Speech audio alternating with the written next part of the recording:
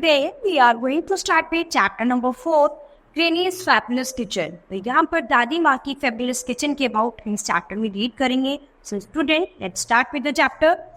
Childhood memories are always sweet. In this lesson, the author recollects some of his childhood memories. तो क्या है, बचपन की यादें हमारे बहुत ही मीठी होती है और इस यहाँ पर इस लेसन में ऑथर जो है वो अपनी बचपन की कुछ यादों को समेटना चाहते हैं, कलेक्ट करना चाहते हैं. He lived in a boarding school, but whenever he came on holidays, he had a grand time gathering fruit and selling pickle made by his grandmother. वो बोर्डिंग स्कूल में रहा करते थे और जब भी छुट्टियों में अपने घर आते थे तो क्या था, वो ज़्यादातर समय क्या है, फ्रूट बटोरने में और अपनी दादी माँ के हाथों से बना हुआ चाट बेचने में निकालते थे. तो ये इनकी छुट्टियों का समय वो ऐसे ही बिताते थे. तो उसी के अबाउट यहाँ पर वो डिस्कस करेंगे. Whenever Granny made vanilla or chocolate fudge, she gave me some to take Mohan, the gardener's son. तो क्या है, उसकी दादी माँ जब भी कभी वनीला या चॉकलेट फज बनाती थी तो वो उसको कहती थी कि ये इसमें से थोड़ा सा माली के बेटे मोहन को भी दे दो. It was no use taking to him roast duck or curried chicken because in his house no one ate meat. तो क्या है कि वो किसी भी चीज़ का कोई भी मांस नहीं खाते थे, ना तो कोई चिकन खाते थे, ना ही कोई रोस्ट डक खाते थे. उनके घर में कोई भी मीट यूज नहीं करता था.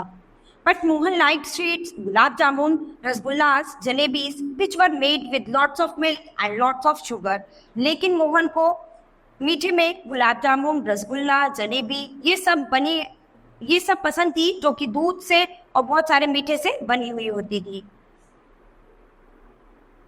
As well as Granny's homemade English treats, we would climb into the branches of the jackfruit tree and eat fudge of peppermints or sticky toffee. We could not eat the jackfruit except when it was cooked as a vegetable or made into a pickle. तो क्या है, उसकी दादी माँ जो है बहुत सारी अंग्रेजी मिठाइयाँ बनाती थी और उसके बाद वो क्या करते थे, वो कटहल के पेड़ पर चढ़ जाया करते थे. अपनी छुट्टियों के समय में जब वहाँ जाते थे तो कटहल के पेड़ों पर चढ़ जाया करते थे और उनमें से कुछ फज और चिपचिपी टॉफियाँ निकाल के खा लेते थे.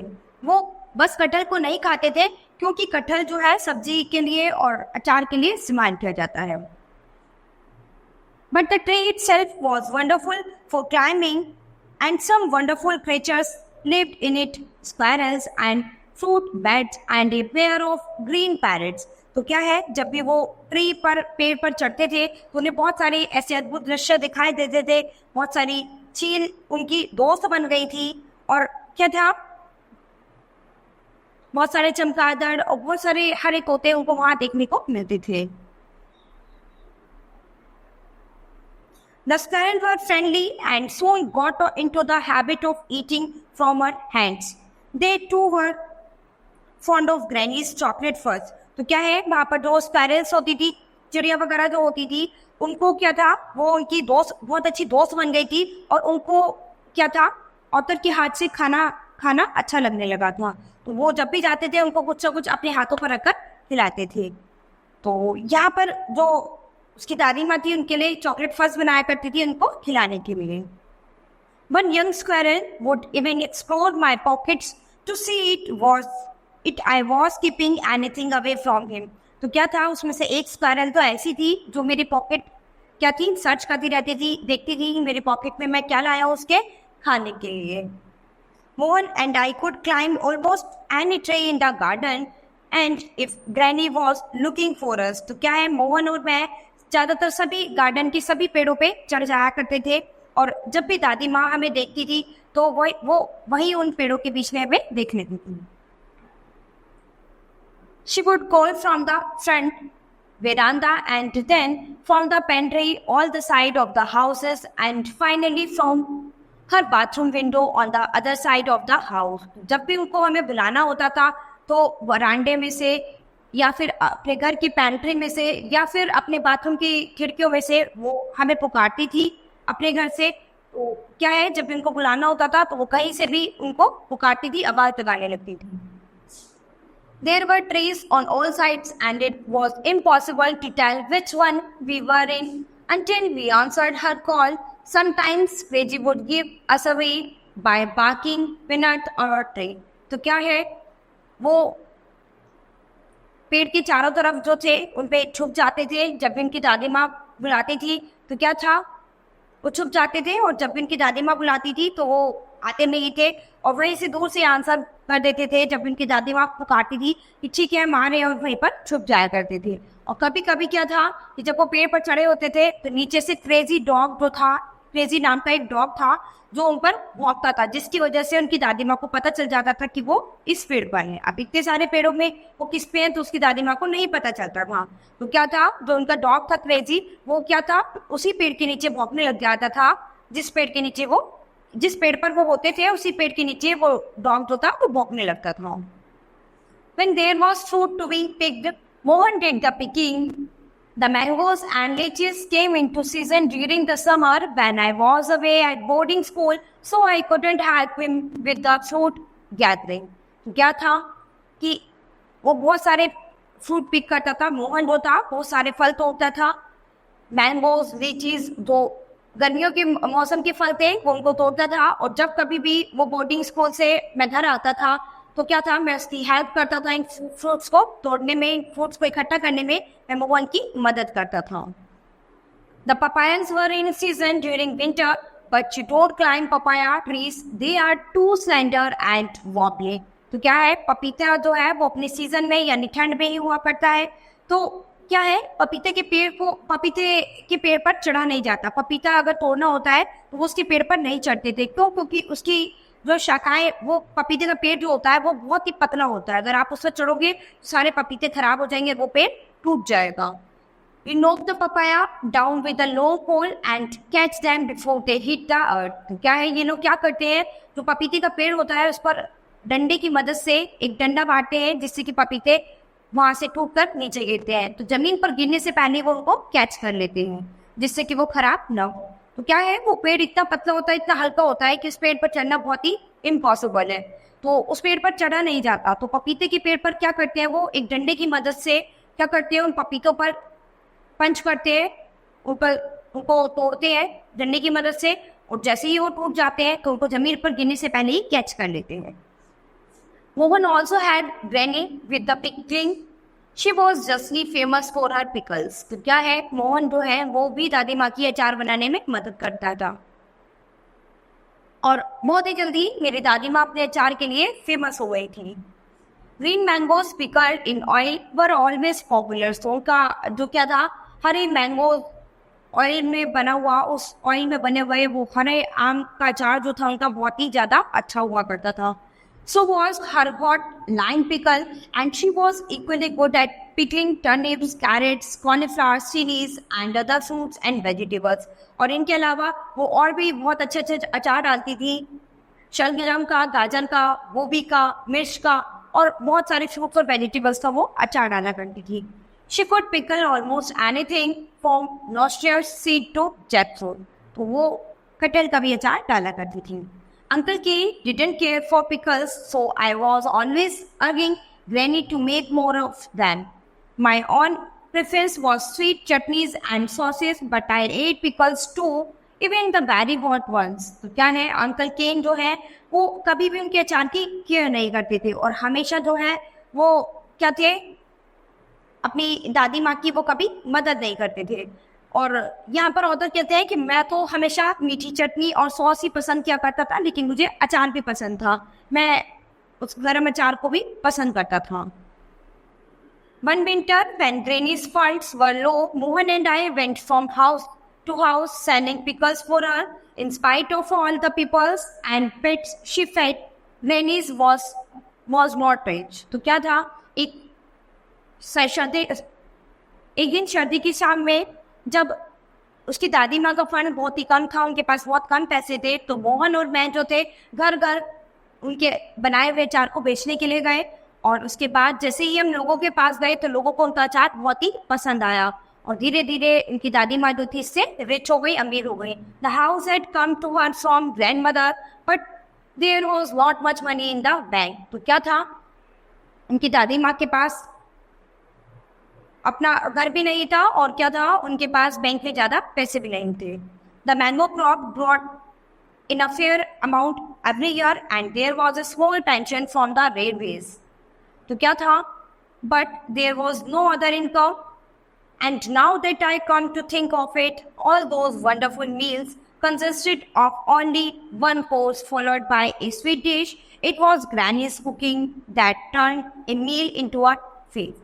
तो क्या था कि उनके पास एक आम की फसल हुआ करती थी। जब वो उस फसल से आम आते थे तो उनको बेचकर उनके पास कुछ पैसे आ जाया करते थे हर साल, और कुछ उनको छोटी मोटी पेंशन मिलती थी रेलवे की साइड से, और इसके अलावा उनके पास और कोई भी इनकम नहीं थी। तो अब उन्होंने सोचा, उनके माइंड में विचार आया कि ये इसकी जो दादी माँ है वो इतना अच्छा खाना बनाती है, इसीलिए उसने क्या करा, उनके अचार को बेचना शुरू करा जिससे उनको थोड़ी इनकम मिल जाए। I was not ashamed to sell pickles for Granny. It was great fun. Mohan and I armed ourselves with baskets filled with pickle bottles, then set off to cover houses in our area. तो क्या है कि मुझे बिल्कुल भी शर्म नहीं आती थी दादी माँ के बने हुए अचार को बेचने में।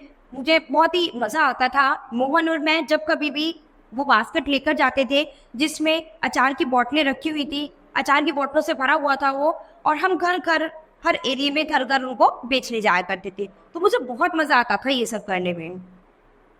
मिस्टर क्लार्क के across the road was our first customer. He had red hair and bright blue eyes and was almost always good humor. तो क्या है, मिस्टर क्लार्क जो थे वो हमारे उस रोड के पार वो हमारे सबसे पहले कस्टमर थे। और क्या था, उनके रेड हेयर थे, लाल बाल थे और चमकीली नीली आंखें थी, और वो हमेशा जो थे हमारे साथ बहुत ही अच्छे से ट्रीट करते थे, हमेशा हमारे सामान को बहुत ही अच्छा समझते थे। And what have you got there Rusty, he asked. तो उन्होंने पूछा, pickle sir, pickles have you been making them. तो क्या था, वो पूछते हैं कि ये तुम अपने साथ क्या बेचने के लिए लाए हो। तो उसने कहा कि अचार लेके आए सर। तो वो पूछते हैं कि अचार क्या ये तुमने खुद बनाया है। No sir, they are my grandmother's, we are selling them so we can buy a turkey for Christmas. तो क्या है, उसने कहा कि नहीं, ये मेरी ग्रैंडमा ने बनाया, मेरी दादी माँ ने बनाया है, तो हम इसको बेच रहे हैं जिससे कि हम एक टर्की खरीद लें, क्योंकि क्रिसमस है तो क्रिसमस के लिए हम टर्की खरीद सके, इसीलिए मैं ये अचार बेचने के लिए आया हूँ। Mrs. Bond's pickles, well, I am glad mine is the first house on your way because I am sure that the basket will soon be empty. उसके बाद मिसेस बॉन्ड्स ने अचार दिया, तो उसके बाद उन्होंने कहा ठीक है, मुझे बहुत ही अच्छा लगा तुम्हारा ये अचार, और मैं क्या है, मैं तुम्हारी आई एम श्योर तुम्हारी ये जो बास्केट है ये जल्दी से जल्दी पूरी खत्म हो जाए, कि मैं तुम्हारा अचार सबसे पहले ले रहा हूँ। मैं विश करता हूँ कि तुम्हारी ये बास्केट जितनी भी अचार से भरी हुई है ये सबसे पहले खत्म हो जाए। There is no one who can make a pickle like your grandmother's son. तो क्या है, उसने कहा कि तुम्हारी दादी माँ के जैसा अचार और कोई नहीं डालता, वो बहुत ही अच्छा अचार डालती है, वो बहुत ही स्वादिष्ट अचार डालती है। I have said it before and I will say it again, she is God's gift to a world that's terribly short of good cooks. तो उन्होंने कहा कि मैं ये पहले भी बता चुका हूँ, वो सच में गॉड का तोहफा है उनके हाथ में, जो इतना अच्छा खाना बनाती है, इतनी अच्छी चीज़ें बनाती हैं, सचमुच उन्हें भगवान का आशीर्वाद मिला हुआ है जो वो इतनी अच्छी कुकिंग करती हैं। My wife's gone shopping, so I can talk quite freely. You see, what have you got this time? Stuffed chilies, I trust. She knows they are my favorite. I shall be deeply wounded if there are no stuffed chilies in that basket. तो क्या था, उसने कहा कि मेरी wife जो है वो शॉपिंग के लिए बाहर गई हुई है, इसीलिए मैं फ्रीली तुमसे बात कर रहा हूँ। तो तुम देखो यहाँ पर क्या है, ये बिल्कुल सही टाइम है। अब क्या है, भरी हुई मिर्च, मुझे विश्वास है कि भरी हुई मिर्च जो है मेरी बहुत ही ज़्यादा मुझे फेवरेट है, मुझे बहुत ज़्यादा पसंद है, बट मुझे ऐसा लग रहा है कि तुम्हारे पास इस बास्केट में भरी हुई मिर्च का कोई भी अचार का डब्बा नहीं है। There were in fact 3 bottles of stuffed red chilies in the basket and Mr. Craig took all of them. तो क्या था, ऐसा नहीं था, उसकी बास्केट में 3 बॉटल्स जो थी वो भरी हुई मिर्च के अचार की थी, क्योंकि उसकी दादी माँ हर किसी की पसंद नापसंद को जानती थी। उस बास्केट में 3 बॉटल्स जो थी वो स्टफ चिली की थी, यानी मिर्च के अचार की थी। तो उसने तीनों बॉटल ले ली और उससे मेजर क्लर्क ने कहा कि ठीक है, मुझे ये तीनों की तीनों बॉटल दे दीजिए। Next call was at Miss Kellner's house. उसके बाद वो नेक्स्ट मिस कैलनर्स के घर पे जाते हैं। Miss Kellner couldn't eat hot food, so it was no use offering her pickles, but she bought a bottle of preserved ginger. तो क्या है, मिस कैलनर जो है वो ज़्यादा गर्म खाना नहीं खाती है, उन्हें क्या है, इसीलिए वो बहुत ही सिंपल खाना खाती है, इसीलिए उन्हें अचार वगैरह जो है वो बिल्कुल भी पसंद नहीं है। लेकिन उन्होंने एक बॉटल प्रिजर्व्ड जिंजर यानी जिंजर की उसकी खरीद ली, पेस्ट की। And she gave me a prayer book.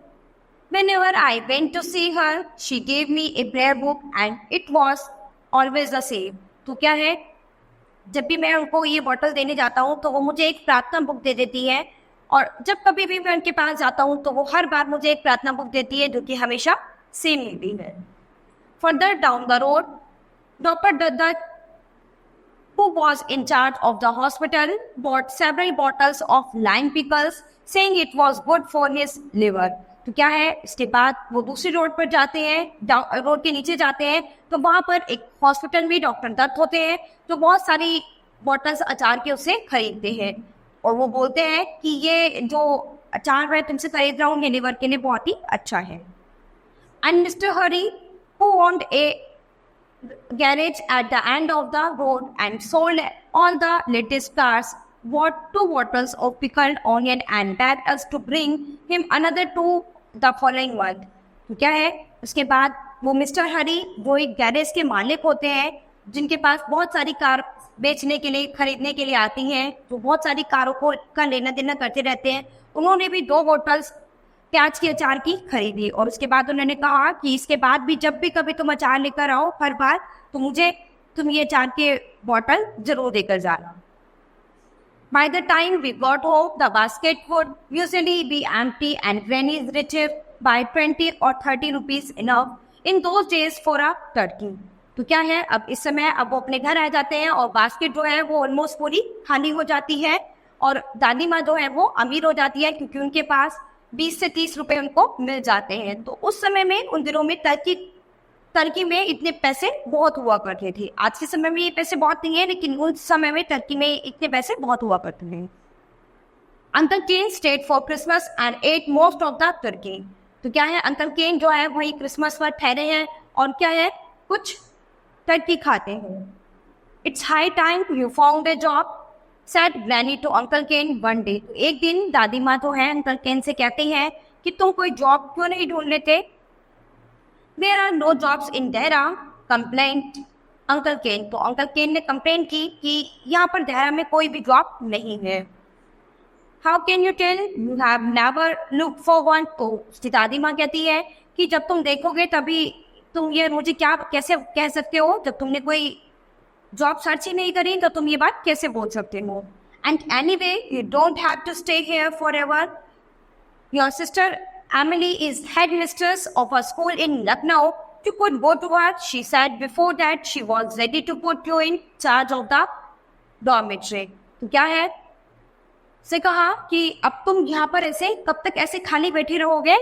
तुम्हारी सिस्टर एमिली जो है वो हेडमिस्ट्रेस है लखनऊ में स्कूल में, तो तुम्हें उसके पास जाना चाहिए। उसने पहले ही तुम्हें बताया है कि वो उसके स्कूल में जो हॉस्टल है लड़के लड़कियों का, उसकी देखभाल करने के लिए वो तुम्हें बुलाना चाहती है, यानी तो उसकी देखभाल करने का काम वहाँ पर कर सकती हो। But said Uncle Ken, honestly, Aunt May, you don't expect me to look after a dormitory sitting with 40 or 50 demented small boys. उसने उसके अंकल बोलते हैं, अंकल केन बोलते हैं कि आप मुझसे ये एक्सपेक्ट मत कीजिए, ऐसे एक्सपेक्ट करना आपके लिए बिल्कुल गलत होगा कि मैं उस हॉस्टल के 40 से 50 बच्चे जो हैं, छोटे छोटे बच्चे, उनको संभाल पाऊंगा। ऐसा मुझसे बिल्कुल भी एक्सपेक्ट मत कीजिए। What's demented I asked. तो क्या है, उससे उनको पागल बच्चे बोला। तो क्या था, मैंने पूछा कि क्या पागल, पागल क्या। तो यहाँ पर ऑथर उससे उसके अंकल से पूछते हैं कि पागल क्या। Shut up said uncle can. तो उसके अंकल ने कहा कि चुप रहो। It means crazy. उसकी दादी माँ कहती है कि इसका मतलब क्रेजी है, इनका कहने का मतलब है crazy. So many words mean crazy, I complained. Why don't we just say crazy? We have a crazy dog and now Uncle Ken's crazy too. तो उससे कहा कि इस क्रेजी वर्ड का मतलब क्या है। तो यहाँ पर वो कंप्लेन करता है कि इस क्रेजी वर्ड से क्या मतलब है, कि क्रेजी तो हम बहुत सारी चीज़ों को बोलते हैं, बहुत सारे लोगों को हम क्रेजी बोलते हैं, जैसे कि हमारा डॉग जो है वो क्रेजी है, हमारा कुत्ता जो है वो पागल है, और ऐसे ही अब अंकल केन भी, ये भी पागल है। वो इसीलिए उसने क्या करा, उसने गुस्से में आके अपने अंकल केन को भी पागल बोल दिया। And eccentric, I said, Uncle Ken slipped me over the ear, and when he said, your uncle is not crazy, so don't be disrespectful, he is just lazy. तो अंकल केन जो है उन्हें उसके कान के नीचे एक थप्पड़ मार दिया, और उसके बाद उसकी दादी माँ कहती है कि तुम्हारे अंकल जो है वो पागल नहीं है, वो केवल क्या है, और इसीलिए उनकी डिसरिस्पेक्ट यानी उनकी बेइज्जती मत करो, वो थोड़े से आलसी हैं। तो वो बताती है कि ये पागल नहीं है, ये केवल थोड़े आलसी हैं। And eccentric, I said, I heard he was eccentric. Who said I was eccentric? Demanded Uncle Ken. तो Uncle Ken ने कहा कि ये eccentric क्या है, ये पागलपन क्या है? Miss Leslie, I lied. I knew Uncle Ken was fond of Miss Leslie, who ran a beauty parlor in Dara Smart Shopping Center. तो उसने कहा कि मुझे मिस लेस्ली ने बताया था कि मैं जानती हूँ कि अंकल केन जो है वो कहता है कि मैं जानता हूँ कि मेरे अंकल जो हैं वो मिस लेस्ली को बहुत ही पसंद करते हैं, जो कि ब्यूटी पार्लर चला रही थी, एक स्मार्ट शॉपिंग सेंटर में अपना ब्यूटी पार्लर चला रही थी। तो उसके अंकल उसको बहुत ही पसंद करते थे, तो उसने भी उनको क्या कहा है, उसने भी उनको सेंट्रिक बोला है कि वो बहुत ही सेंट्रिक है, बहुत ही क्या है, अपने सेल्फिश हैं, अपने बारे में सोचने वाले हैं। I don't believe you said uncle Ken. तो अंकल केन ने कहा कि मैं विश्वास नहीं कर सकता। Anyway, when did you see Miss Leslie? तो छोड़ो कि तुमने मिस लेस्ली को कहाँ देखा है, तुम उससे कहाँ मिले हो। We sold her some mint chutney last week. I told her you liked mint chutney. तो क्या है, उसने कहा कि मैंने उनको कुछ मिनट चटनी बेची थी अभी लास्ट वीक ही, और क्या था, उन्होंने मुझे बताया कि तुम्हें कि मिंट चटनी उनको बहुत ही पसंद है, पुदीने की चटनी उनको बहुत ही ज़्यादा पसंद है। But she had bought it for Mr Horton who was taking her to the pictures tomorrow. उसने कहा कि उसने बताया कि उनसे क्या थी, ऑथर से मिंट चटनी खरीदी, लेकिन वो किस लिए खरीदी थी, उसने बताया कि वो उसने मिस्टर हॉटन के लिए खरीदी थी, जिनके साथ वो आज कल पिक्चर्स देखने जाने वाली थी। तो क्या था कि उसके अंकल जो थे उसको पसंद करते थे उसके अंकल जो उसको पसंद करते थे मिस लेस्ली को। मिस लेस्ली ने लास्ट वीक ही उसे ऑथर से चटनी खरीदी थी, मिंट चटनी खरीदी थी। तो मिंट चटनी उससे किसके लिए खरीदी थी, मिस्टर हॉटन के लिए खरीदी थी, जिसके साथ वो अभी कल वो मूवी देखने जाने वाली थी। तो बच्चों, यहाँ पर ये जो स्टोरी है ये एक दादी माँ की और एक छोटे बच्चे की है, जो बताता है कि उसकी दादी माँ कितना अच्छा अचार डालती हैं, और वो गर्मी की छुट्टियों में जब भी अपने घर पे आया करता था तो अपनी दादी माँ से हर बने अचार चटनी सबको बेचने जाया करता था, और उसको इसमें बहुत मज़ा आता था। तो यहाँ पर उसने अपना छोटा सा पार्ट, ये अपनी लाइफ का छोटा सा हिस्सा हमें बताया है कि उसे इस काम में बहुत ही मजा आया करता था। जब भी वो छुट्टियों में आता था तो वो यही सब काम किया करता था। So student, this story has finished. Will start with the next chapter in the next class. Thank you.